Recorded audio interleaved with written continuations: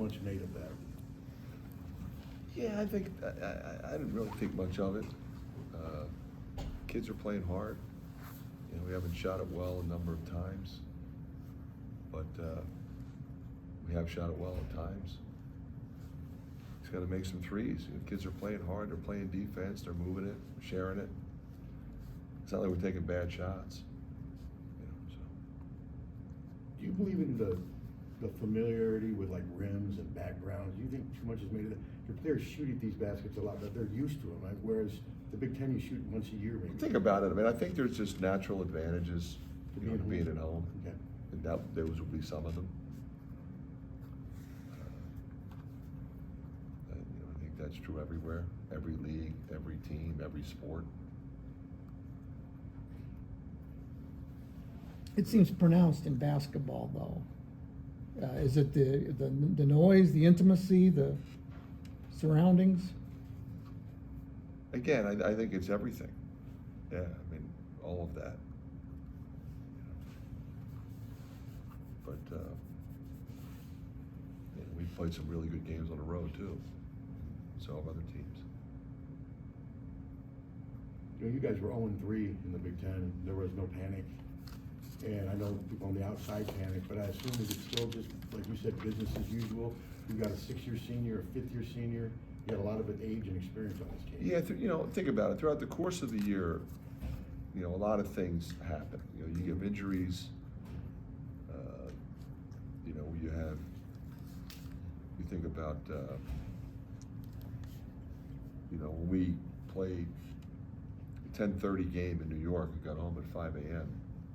We had to play, you know, it's less than 48 hours, 30 hours.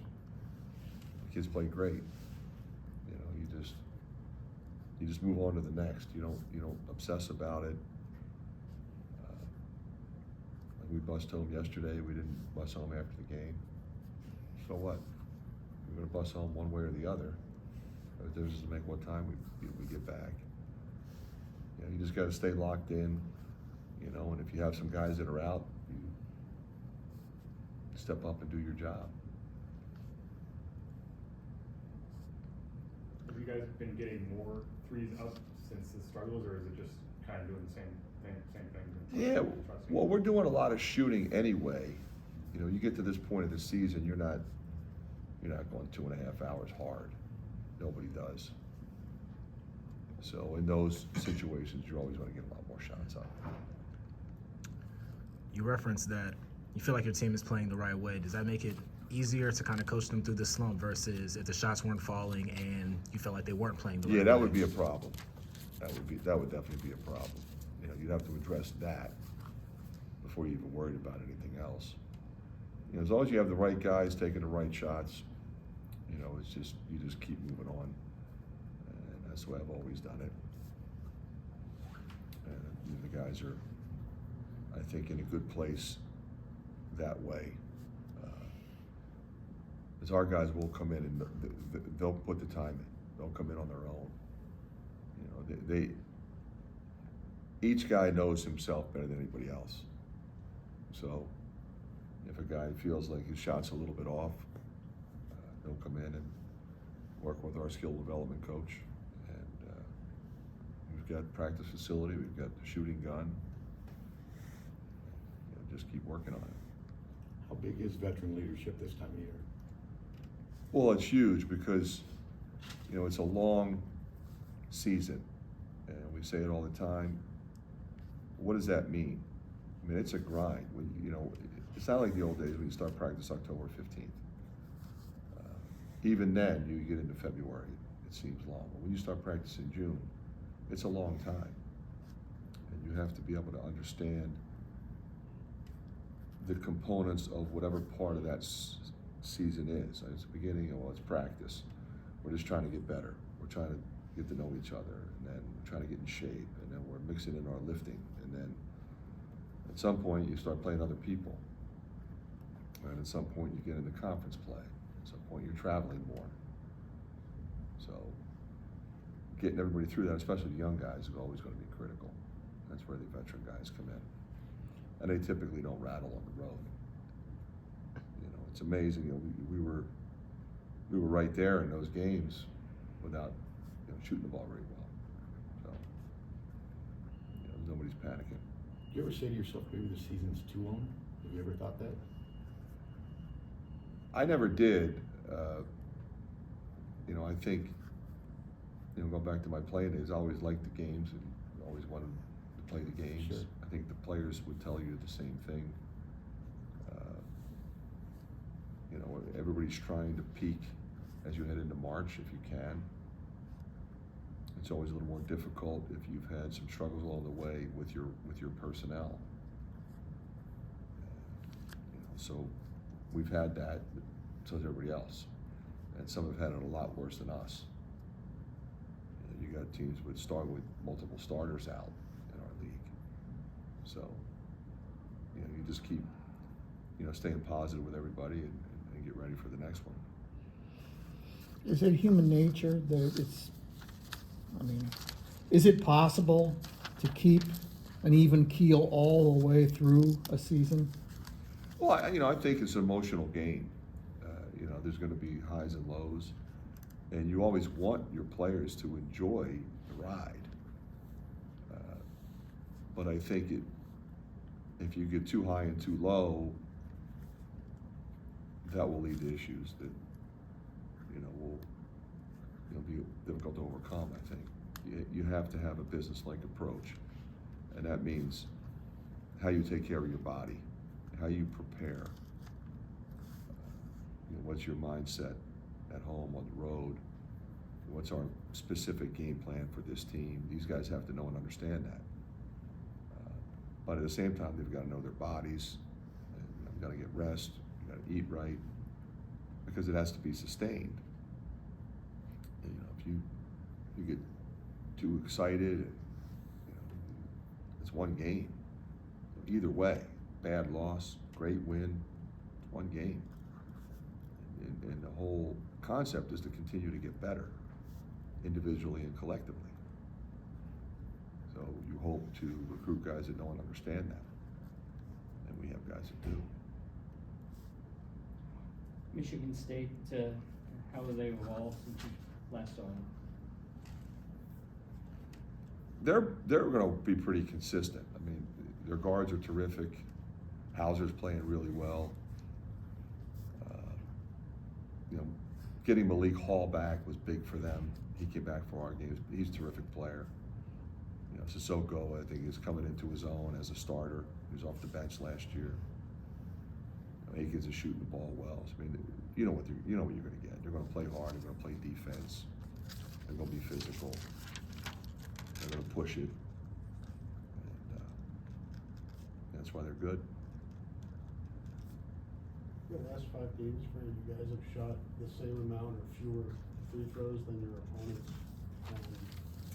Concerted effort to kind of be more aggressive and get to the line more? Or is there something going on? Well, we're still driving the ball. We're still throwing it inside. You know, you know, I think whenever you break down a loss, you say, okay, was our motion game maybe not as good as it should have been? Was our execution of our sets, did we not run enough? But you know, our emphasis is still pretty much exactly the same as what we want to try to do when we come down the floor. Did you get a chance to reach out to Coach Izzo at all with the tragedy? I reached out to him immediately. Yeah, he is actually, you know, if you look at all the coaches in our profession, he might be the very best at reaching out to people at various times for various reasons. He's, you know, very connected that way to our profession and to relationships. So I mean, I reached out to him immediately and told him I was thinking about him, and you know, I thought his response and, you know, his speech was spectacular in helping to bring, you know, that community together. He's the guy that can do it. He's done a fabulous job. So did he reach out to you with Patrick? Oh yeah, oh yeah. But he's reached out to me multiple times for a variety of reasons. But of course, you know, both times, Patrick. Yeah. Fran was talking to Connor, and he said, there are times when you and he butt heads, basketball-wise. What's your viewpoint of that, and is that kind of a function of him being looking to be a coach? Well, I think he sees the game differently than most. You know, he's been here 6 years, that helps. He grew up in the gym, in the locker room, at games, played it his whole life. So I honestly don't think we butt heads very much, but we Yeah, I do don't think disagree you at said you times. guys do it a lot. No, like he's also a guy that is gonna speak up. So other guys might have some thoughts, and they just don't say anything.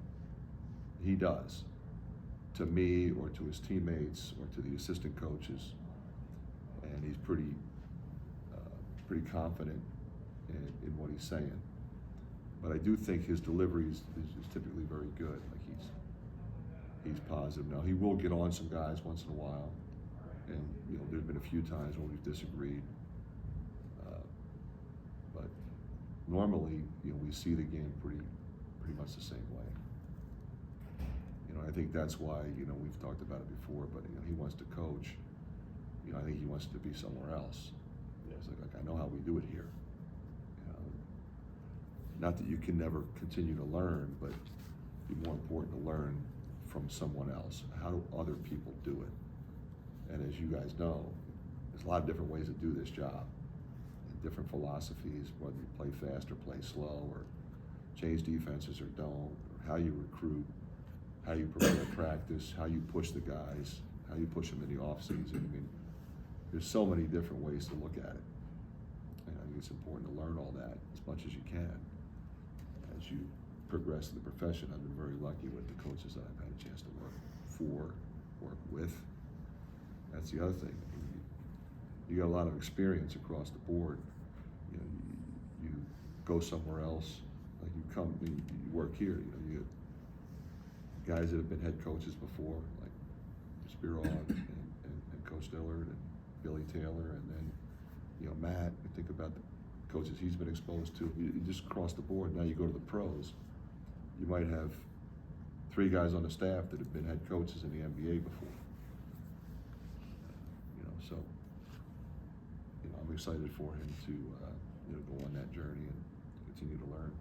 He also went from Bergie to you. I mean, you're more. That was an upgrade.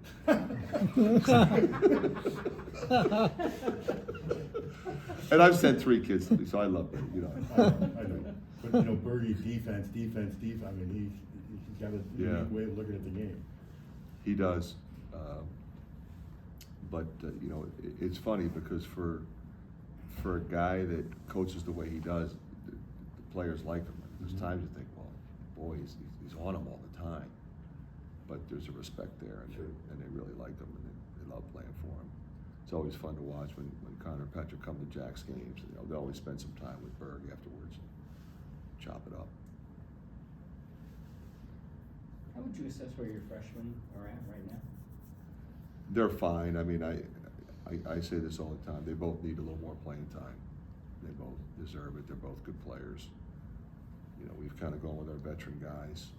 You know, Josh has been playing a little more than DeSante, but I got to give them both in there a little bit more. And their time is coming. You feel good about the progress they've made?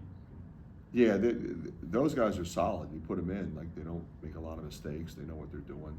They're playing different spots. They both are playing defense. And they're both, you know, terrific people. Above the fact that they're really good players. As Phil's career, you know, comes to an end here soon-ish, how can you describe his evolution here? And did you get kind of what you expected, or even more from him? He's been phenomenal. I mean, he's been everything we hoped he would be. He's a phenomenal teammate, an incredible worker. He's a winner. Just when he just wants to win. He's great in the locker room. This year, of course, he's speaking up more. Last year was his first year. We say it all the time, even though he's a veteran guy, it's his first year here. He's learning, he's still learning. I would call something and guys just know what they're doing, and he'd be looking around like, wait a minute, I gotta think about that for a second. And the guys were great with him.